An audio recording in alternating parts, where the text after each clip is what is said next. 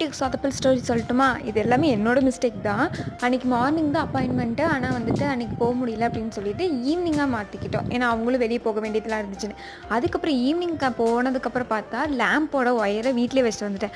ஐய்யய்யோ! அப்படின்ட்டு அப்புறம் தேடி அவங்க வீட்லயே இருந்துச்சு. நல்ல வேலை இல்லாட்டி வீட்டுக்கு போனா இன்னும் 20 நிமிஷம் ஆகும். அப்படின்னு சொல்லிட்டு பண்ண ஆரம்பிச்சோம். அதில வேற வீட்லேருந்து வேற ஃபோன் எதுக்கோ எங்க அம்மாவும் கூட்டிட்டு வந்துட்டேன் அப்படிங்கிறதுனால.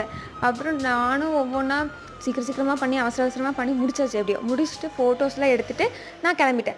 கிளம்பிட்டு ஒழுங்கா பேக்குள்ள எதுவும் பேக் பண்ணல. அப்படி துண்ட காணோம், துணிய காணோங்கிற மாரி ஓடி வந்தாச்சு. வீட்டுக்கு வந்துட்டு அப்பாடா உட்காந்து அந்த ஃபோட்டோ பார்க்குறேன். ஒரு ஃபிங்கர்ல குரோம் ஒழுங்கா ஃபிக்ஸ் ஆகல. எனக்கு அது பார்த்துருந்தே ஒரு மாரி ஆயிடுச்சு.